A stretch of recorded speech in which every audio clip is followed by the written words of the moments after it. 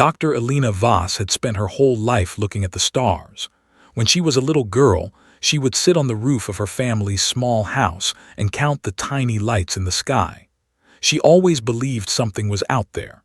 Now, at 42 years old, she stood in the most advanced laboratory on Earth, and she knew she had been right all along. The message had arrived 3 days ago. It came from a probe that humanity had sent into deep space 20 years before. The probe had found something. Not just any something, but a signal. A real, organized signal from intelligent life. Alina looked at the data on her screen for the 100th time. The signal contained patterns. Beautiful, complex patterns that could only come from thinking beings. Her hands shook as she worked. This was the moment humanity had waited for since the first person looked up at the night sky and wondered if they were alone. "Are you seeing this?" asked Dr. Marcus Chen, her colleague and friend. He stood beside her, his face pale with excitement and fear. "I see it," Alina said, "and I still can't believe it." The signal was not just random noise. It was a greeting, a message from a civilization that called themselves the Corvani. They had been watching Earth for a very long time, and they wanted to talk. The next few weeks were chaos. Governments around the world met in secret. Scientists worked day and night to decode more of the message. Alina barely slept. She ate only when her body forced her to. The Corvani message contained so much information that it would take years to fully understand. But one thing became clear very quickly. The Corvani were not alone in the universe. There were many other species out there. Dozens of civilizations had joined together in something called the Galactic Council. They had rules, they had laws, and they had been avoiding Earth on purpose. "Why?" Alina asked during a meeting with the top scientists and military leaders. "Why have they been avoiding us?" General Harrison, a large man with a hard face, shook his head. "The message doesn't say, but it mentions something about Earth being different." "Different how?" Alina pressed. No one had an answer. The Corvani sent more messages over the following months. They explained that they wanted to send representatives to Earth, a first contact meeting. Alina was chosen to lead the human delegation. She was terrified, but she also felt a sense of purpose she had never known before. The alien ship arrived on a cold morning in November. It was massive. Silver and smooth, it descended from the clouds like something from a dream. The whole world watched on their screens as Alina and her team walked toward the landing site in the Nevada desert. The ship opened and 3 beings walked out. They were tall and thin, with blue-gray skin and large eyes that seemed to hold ancient wisdom. Their movements were graceful, like dancers moving through water. Alina felt her heart pound in her chest as she stepped forward. "Welcome to Earth," she said, her voice steady despite her fear. "I am Dr. Alina Voss. We are honored to meet you." The lead Corvani tilted its head. When it spoke, the words seemed to form directly in Alina's mind, though she could see its mouth moving. "I am Ambassador Threx. We have traveled far to speak with you. For many cycles, the Galactic Council has watched your world. We have watched your kind grow and change, and we have kept our distance." "Why?" Alina asked. "Why did you stay away?" Threx was quiet for a long moment. The other 2 Corvani exchanged looks that Alina could not read. "Because," Threx said finally, "your world is dangerous. Your kind is dangerous. The Council fears what you might become." Alina felt a chill run down her spine. She had expected many things from first contact. She had not expected to be told that aliens were afraid of humanity. The meetings that followed were long and complicated. The Corvani were polite, but there was always a tension in the air. They asked many questions about human history, about wars, about violence, about the way humans treated each other and their planet. Alina answered honestly. She did not hide the dark parts of human history, the wars, the cruelty, the suffering, but she also spoke of kindness, of love, of the way humans could come together in times of trouble, She spoke of art and music and the endless human desire to explore and understand. The Corvani listened. They did not seem convinced. "You do not understand," Threx said one evening, as they sat together in the diplomatic building that had been constructed for the visit. "We have seen many species. We have watched civilizations rise and fall, but we have never seen anything like humanity." "What do you mean?" Alina asked. Threx looked at her with those deep, ancient eyes. "Every other species in the galaxy follows a pattern. They grow. They develop technology. They learn to live in peace. They join the council. They become stable, predictable, safe. And we don't follow this pattern." "No," Threx said. "You do not. Your kind is chaotic. You fight among yourselves constantly. You destroy your own world while trying to save it. You love and hate with equal passion. You create beautiful things and terrible weapons in the same breath." Alina was quiet for a moment. "Is that why you fear us?" "It is part of it," Threx admitted. "But there is something more. Something that my people discovered long ago when we first began watching your world.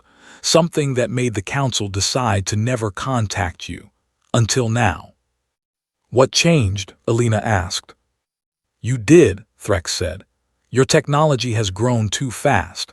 Soon you will be able to travel to the stars. Soon you will meet other species whether they want to meet you or not. The council decided it was better to contact you now, while we still could control the situation." Alina felt anger rising in her chest.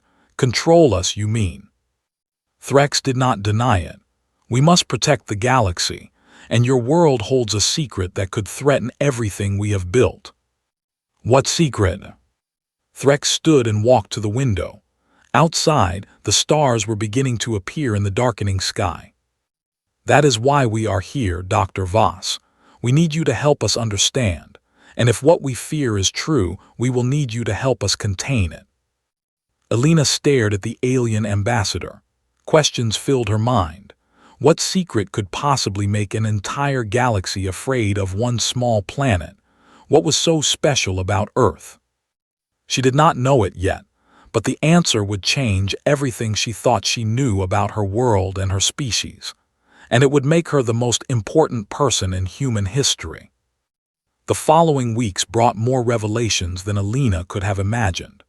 The Corvani invited her aboard their ship to share information that they said could not be transmitted through normal channels. She accepted, despite the protests of General Harrison and the other military advisors.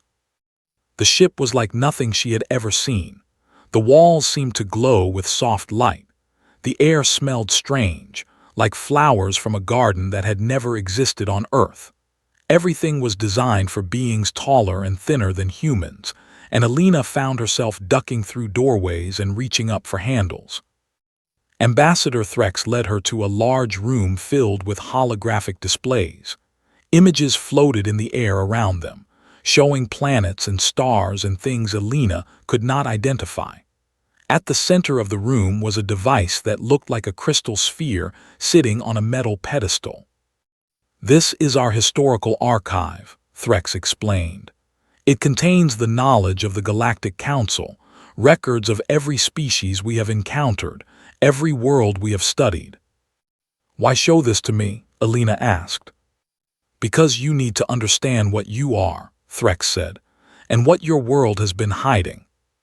The alien touched the sphere and the room filled with images. Alina saw the history of the galaxy unfold before her eyes, the rise of the first civilizations, the creation of the Council, the long era of peace that had followed. "For millions of years the galaxy was stable," Threx said. "Species developed at similar rates. They followed similar paths. They all reached the stars eventually, and they all joined the Council. The pattern was so consistent that we believed it to be a law of nature." "Until you found Earth," Alina guessed. "Until we found Earth," Threx confirmed. "Your world broke every rule we thought we understood."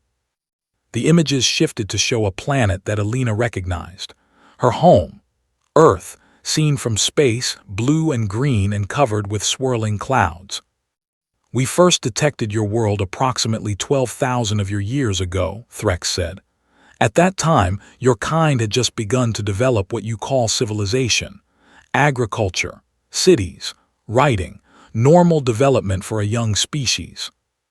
What was different about us? Threx made a gesture, and the images changed again. They showed graphs and charts that Alina struggled to understand, numbers and symbols in alien languages, but the patterns were clear enough.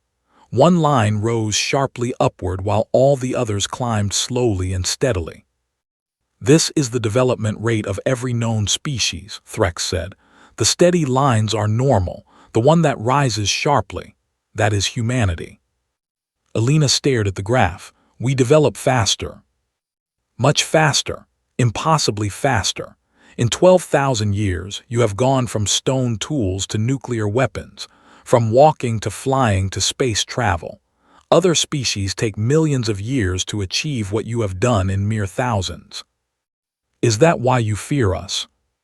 Partly, Threx said, but there is more.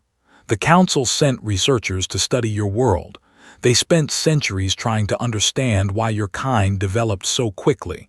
What made you different? What special conditions on Earth could explain the anomaly? And what did they find? Threx was silent for a long moment. The images around them faded, leaving them in soft darkness. They found many things, the ambassador said at last. Your world is more dangerous than most. More radiation from your sun, more natural disasters, more predators, more diseases. Your kind had to adapt quickly or die.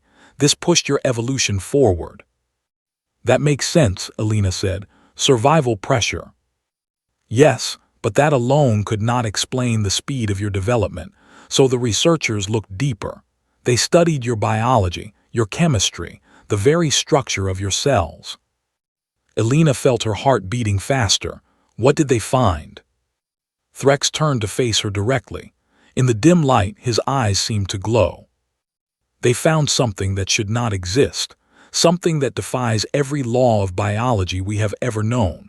Dr. Voss, do you know what dark energy is? The question surprised her. Of course. It's the force that's causing the universe to expand. We can detect it, but we don't really understand it. No one fully understands it, Threx said. Not even the most advanced species in the galaxy. But we know one thing about dark energy. It is not supposed to interact with biological matter. It exists on a completely different level of reality. And, Alina prompted, and your cells are filled with it. The words hit Alina like a physical blow. She staggered backward, her hand reaching for something to steady herself. That's impossible, she said. We thought so too. We checked and rechecked the data for centuries, but there is no doubt. Every living thing on Earth contains trace amounts of dark energy woven into its cellular structure. In most Earth organisms, the amount is tiny, barely detectable. But in humans it is much higher, and in some humans it is higher still. Your kind seems to generate dark energy naturally as a byproduct of your metabolism. The more you think, the more you feel, the more you create, the more dark energy you produce. Alina's mind raced. Dark energy, the mysterious force that made up most of the universe, and humans had it inside them. What does this mean? She asked. What does it do? We do not fully know, Threx admitted. But we have theories. We believe the dark energy in your cells is what drives your rapid development. It is like a fire inside you, pushing you forward, making you reach for more than you should be able to achieve. That doesn't sound like something to fear. By itself, perhaps not. But there is a problem, Dr. Voss. Dark energy is connected to the fundamental structure of space and time. Too much of it, concentrated in one place, could be dangerous. How dangerous? Threx walked to the edge of the room. The walls became transparent, revealing the vast darkness of space beyond the ship. The Council has modeled what might happen if humanity continues to develop at your current rate. In a few thousand years, your population and technology will grow to the point where the dark energy produced by your species will reach critical levels. And then reality itself might begin to break down. The universe could tear, space and time could collapse, everything that exists could be unmade. Alina felt the blood drain from her face. She wanted to call the alien a liar. She wanted to laugh and walk away. But the look in Threx's eyes told her he was telling the truth. "You're saying humans could destroy the universe.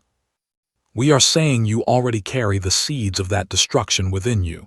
Every human alive, every human who has ever lived. You are all connected to a force that could end everything, and you are producing more of it every day." Alina was quiet for a long time. She thought about everything she had learned, everything she had believed. She thought about her childhood nights on the roof, counting stars and dreaming of other worlds. "Why tell me this?" she finally asked. "Why now?" "Because we need your help," Threx said. "The Council has debated for centuries what to do about humanity. Some wanted to destroy your world before it was too late. Others argued for isolation, keeping you trapped on Earth until you died out naturally. But you chose to contact us instead." "Yes, because we realized something important. If anyone can understand the dark energy in your cells, it is you, your scientists, your researchers.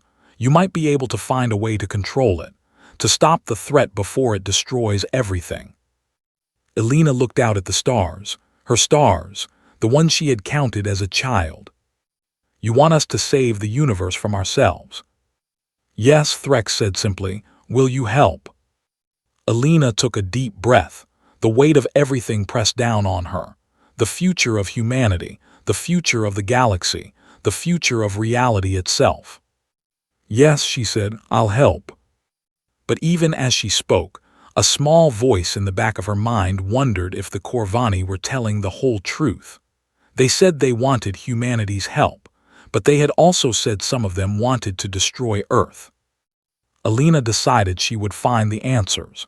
Even if they led to places she was afraid to go. The research began immediately. Alina assembled the brightest scientists from around the world, physicists, biologists, chemists, experts in every field that might help understand the dark energy mystery. They worked in a secret facility built beneath the Nevada desert, using technology provided by the Corvani. The work was slow and difficult. The alien equipment was advanced beyond anything humans had created, and learning to use it took time. But slowly, the team began to make progress. Dr. Sarah Park, a cellular biologist from South Korea, was the first to confirm the Corvani findings independently. "They're right," she said one morning, her voice shaking with disbelief. "There's dark energy in our cells. I can see it. I can measure it. It's woven into our very DNA." "How is that possible?" asked Dr. James Okonkwo, a physicist from Nigeria. "Dark energy doesn't interact with matter. That's basic cosmology." "Basic cosmology might be wrong," Alina said, "or at least incomplete." The team worked around the clock. They ran thousands of experiments. They mapped the dark energy patterns in human cells. They compared them to samples from plants and animals, and slowly, a picture began to emerge. The dark energy in human cells was not random. It formed patterns, complex, organized patterns that seemed to mirror the structure of the human brain. When a person thought, the patterns shifted. When they felt strong emotions, the patterns intensified. When they created something new, the patterns expanded. "It's like a shadow of our consciousness," Sarah said. "Whatever we think and feel, it gets reflected in the dark energy field." "And when we work together," James added, "when millions of people think and feel similar things at the same time, the patterns synchronize. They amplify each other." Alina stared at the data. "That's why we developed so fast. The dark energy wasn't just pushing us as individuals, it was pushing us as a species." "But that's also why we're dangerous," James said quietly. "If 8 billion people all start producing intense dark energy at once." He didn't need to finish the sentence. Everyone understood. The Corvani observed the research but rarely participated. Ambassador Threx visited occasionally, asking questions and reviewing the data. He seemed genuinely interested in the team's progress, but Alina noticed that he never shared everything he knew. "You're holding back," she said to him one night after the other scientists had gone to sleep. "There's something you're not telling us." Threx tilted his head in that strange way the Corvani had. "What makes you think that?" "Because you ask questions you already know the answers to. Because your researchers have been studying us for centuries. You know more about this than we do, so why make us discover it ourselves?" The ambassador was quiet for a moment. "You are observant, Dr. Voss, more observant than we expected." "Stop avoiding the question." Threx walked to the window and looked out at the desert sky.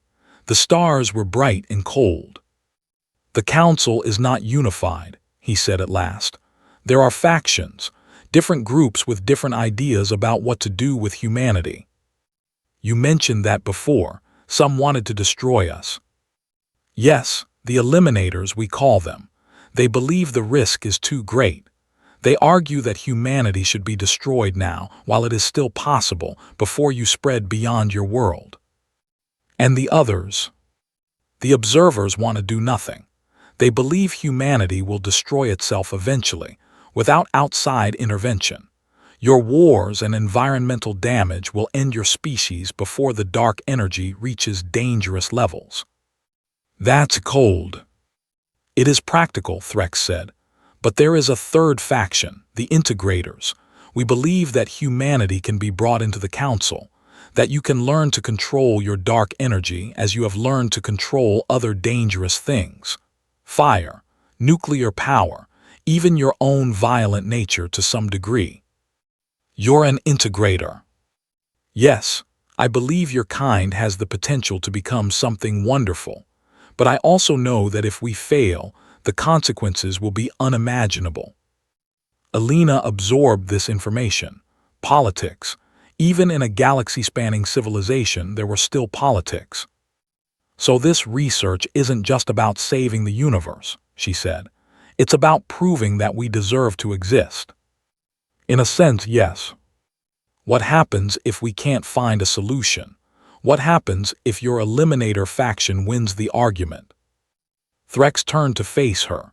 His expression was unreadable, but his voice was heavy with something that might have been sadness. "Then the Council will take action. Your sun will be destabilized. Your world will burn, and humanity will end." Alina felt cold. "How long do we have?" "The Council meets in one of your years. By then, we must have evidence that humanity can be saved.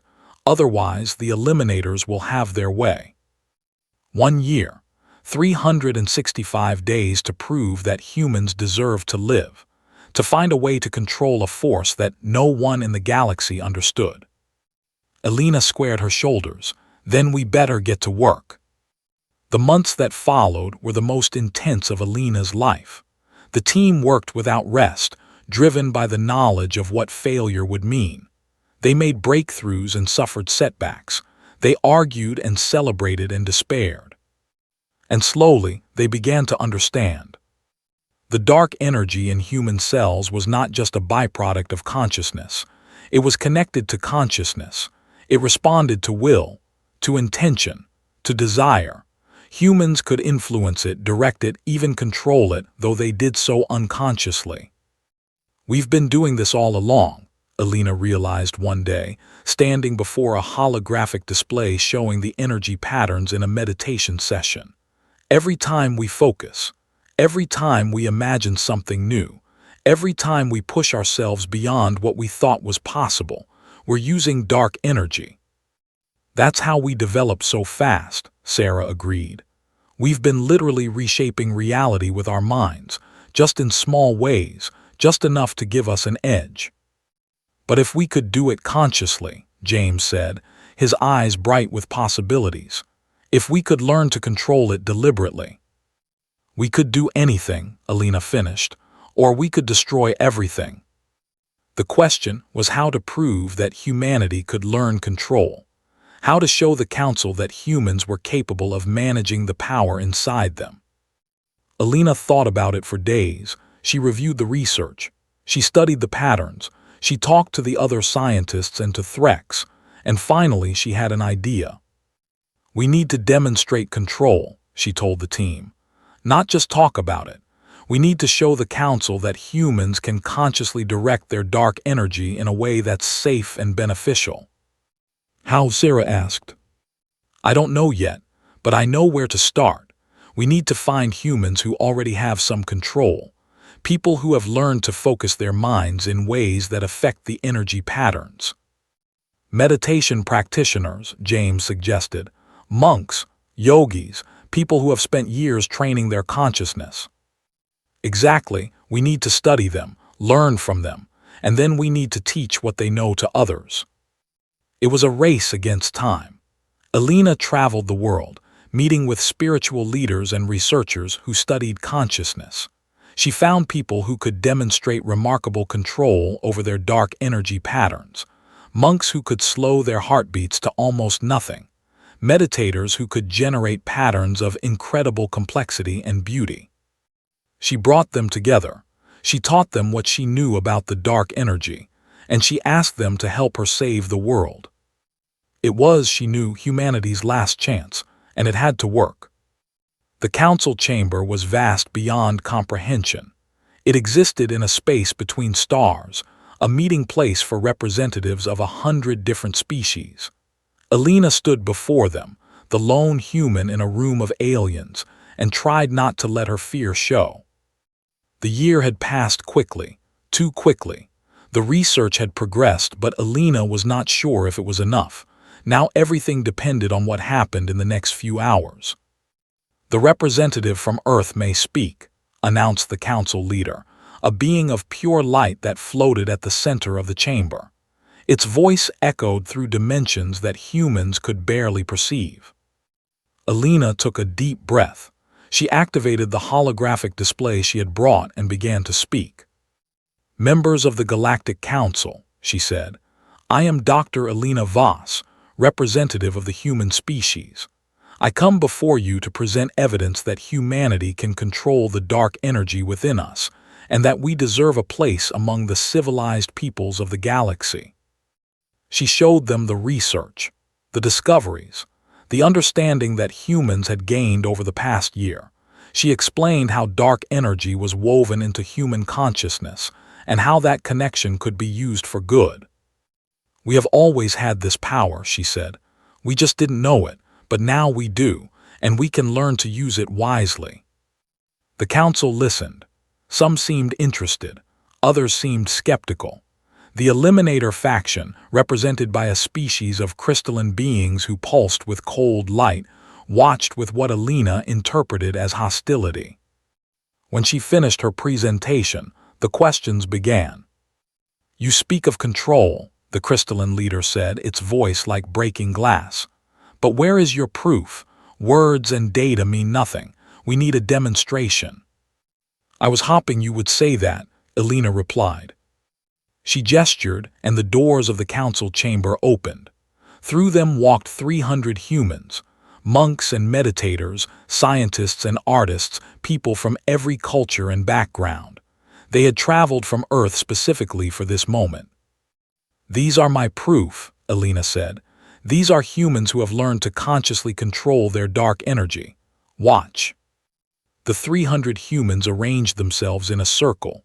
They sat down, crossed their legs, and closed their eyes.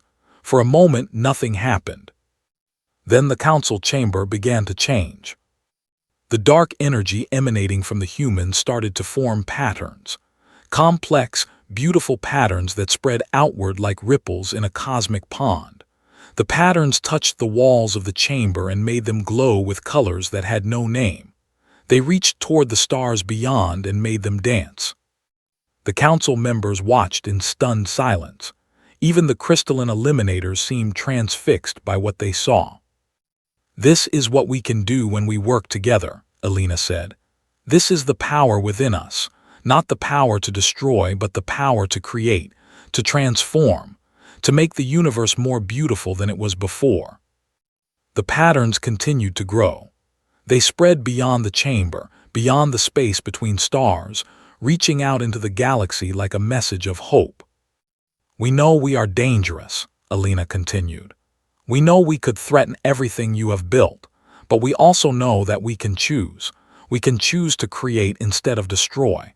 We can choose to build instead of tear down. We can choose to be the kind of species that makes the universe better." She looked around the chamber, meeting the eyes of as many beings as she could. "Give us a chance. Let us prove ourselves. And if we fail, if we truly become the threat you fear, then you can take whatever action you must. But give us the chance to succeed first." The demonstration ended. The humans opened their eyes and rose to their feet. The patterns faded, but a trace of their beauty remained, lingering in the air like a memory of what could be. The council debated for hours. Alina waited, her heart pounding, surrounded by her fellow humans. They had done everything they could. Now their fate was in other hands.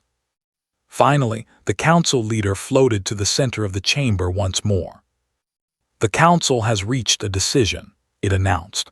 "The evidence presented by the human representative is compelling.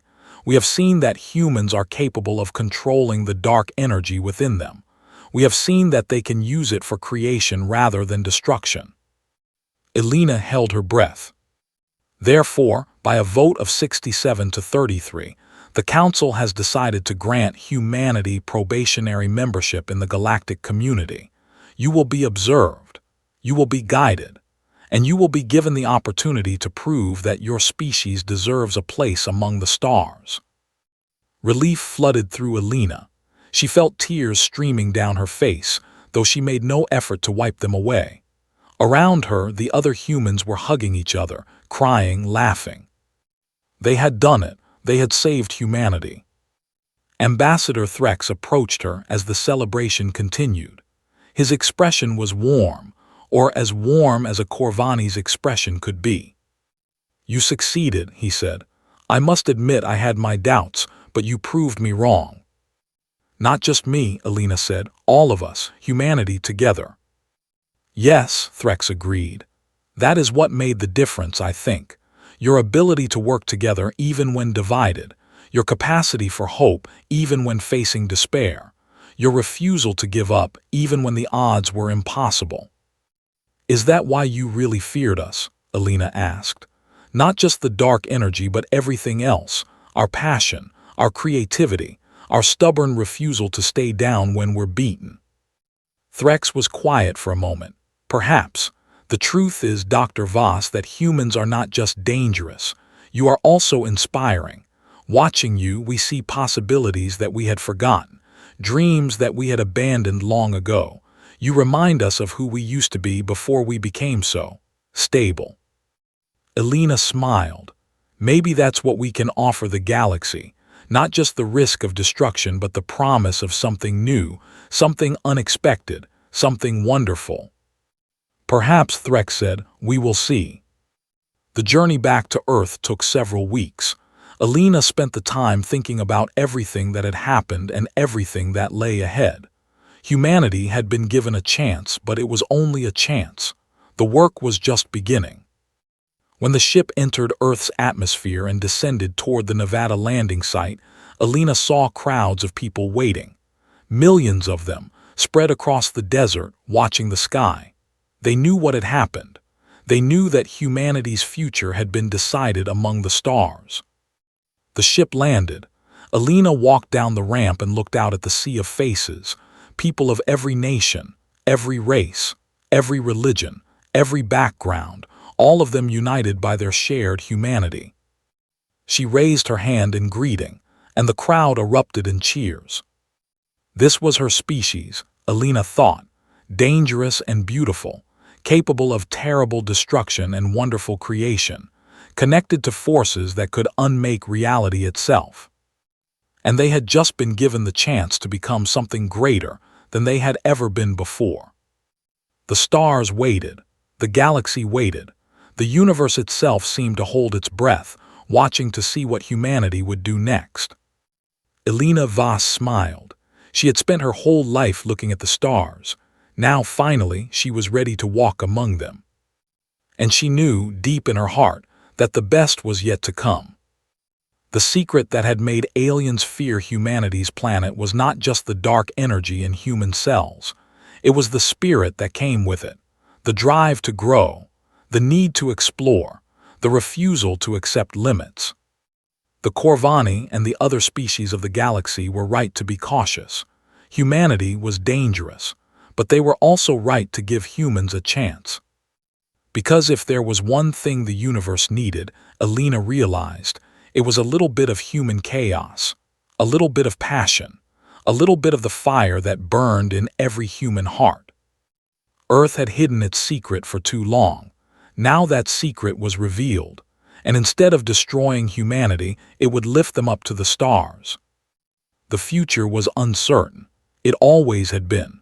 But for the first time in human history, that uncertainty stretched across the entire galaxy. And somehow, that felt exactly right.